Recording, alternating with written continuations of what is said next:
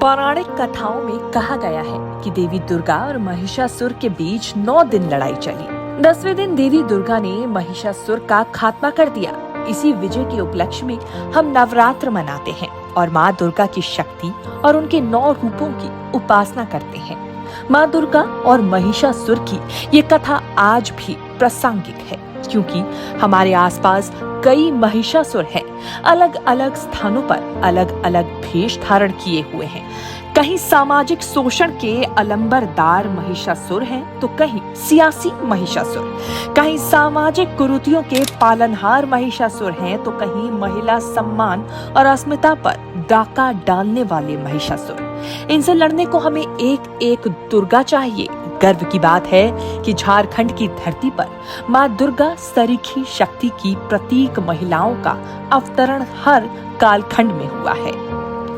वह महिलाएं हमें माँ दुर्गा के 9 रूपों की याद दिलाती हैं। इतिहास गवाह है कि झारखंड की महिलाओं ने अपने समय में महिषासुर को हमेशा मात दी है, उनको पीछे हटने पर मजबूर किया है।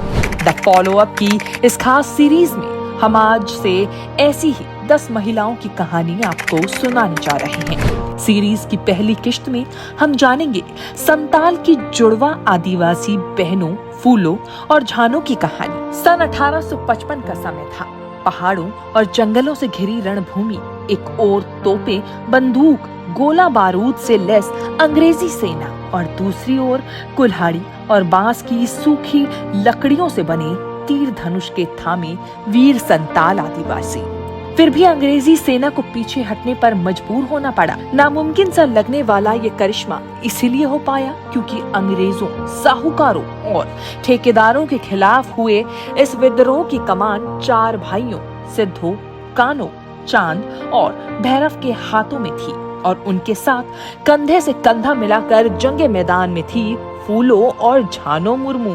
त्रासद है कि इनमें से किसी की भी प्रमाणिक तस्वीर हमारे पास नहीं है, लेकिन इनके कारनामे और बहादुरी के किस्से सुनकर जहन में खुद ब खुद इनकी तस्वीर उभर आती है। लोक कथाओं में जिक्र है कि इस विद्रोह को सफल बनाने के लिए सीधो कान्हू ने घर घर सखुआ डाली भेजकर आदिवासियों को इसमें शामिल होने के लिए प्रेरित किया था।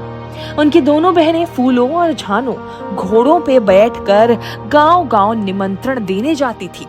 इस दरमियान अगर कोई अंग्रेज सैनिक या उनका कारिंदा रास्ते में मिल जाता तो उसको पकड़ लेती और घोड़े से बांधकर गांव ले आती। इस जज्बे को देखकर कई आदिवासी युवतियां विद्रोह में शामिल हुई। इसी दौर में पाकुड़ के संग्रामपुर में सिदो, कानू, चांद, भैरव की सेना के साथ अंग्रेजों का भीषण युद्ध हुआ था। एक और तीर कमान, भाला भरछा और कुल्हाड़ी थामे जोशीले आदिवासी थे, तो दूसरी ओर आधुनिक हथियारों से लैस अंग्रेजी सेना। आखिर आदिवासी कितने दिन तक टिक पाते? भारी संख्या में आदिवासी लड़ाके मारे गए।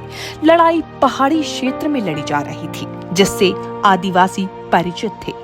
गुरिल्ला युद्ध में भी निपुण, लेकिन अंग्रेजी सेना ने रणनीति के तहत आदिवासियों को नीचे मैदानी इलाके में उतरने पर मजबूर कर दिया। आदिवासी उनकी रणनीति समझ नहीं पाए।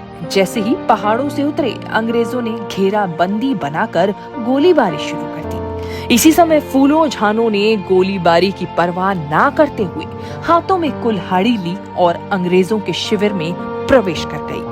दोनों बहनें अंधेरा होने का इंतजार करने लगी। सूरज ढला तो अंधेरे का फायदा उठाकर फूलो और झानो ने कुल्हाड़ी से अंग्रेजी सेना के 21 जवानों को मौत के घाट उतार दिया।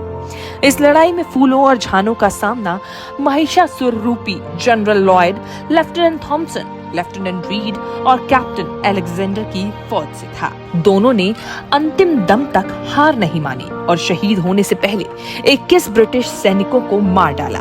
फूलो और झानो की इस अदम्य साहस की याद में संथाल की महिलाएं आज भी अपने सिर पर 3 निशानों का गोदना बनवाती हैं। इन दोनों के नाम भले ही आज के इतिहास में कम दर्ज किए गए हों, लेकिन आज भी आदिवासी समुदाय की लोक कहानियों और लोक गीतों में इनका जिक्र आता है। बहरहाल फूलो और झानो का ये कारनामा जब इंग्लैंड पहुंचा तो ब्रिटिश हुक्मरानों की नींद उड़ गई। बकिंगम पैलेस की बुनियाद कब उठी। इस शहादत का ही नतीजा था कि इस विद्रोह के बाद आदिवासियों की जमीन की सुरक्षा के लिए ब्रिटिश हुकूमत को संताल परगना टेनेंसी एक्ट बनाना पड़ा।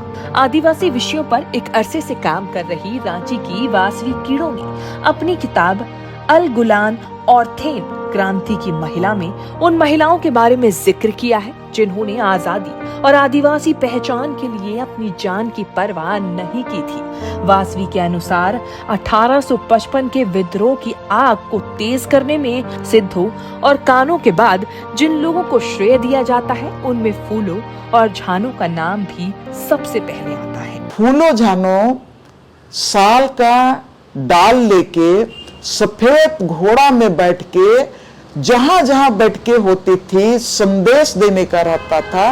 तो आदिवासी लोग उस समय सखुआ का पत्ता, सखुआ का छोटा डाली लेके हर गांव में जाते थे, हर इलाका में जाते थे। फूलो झानो भी ये काम करते थे कि अंग्रेज कप्तान सैनिकों को उन्होंने भी 10 सैनिकों का अपहरण कर ली थी और 10 सैनिकों का अपहरण करके उन लोगों को हमेशा के लिए वो सुला दी। The follow-up.in. Like, share, and subscribe.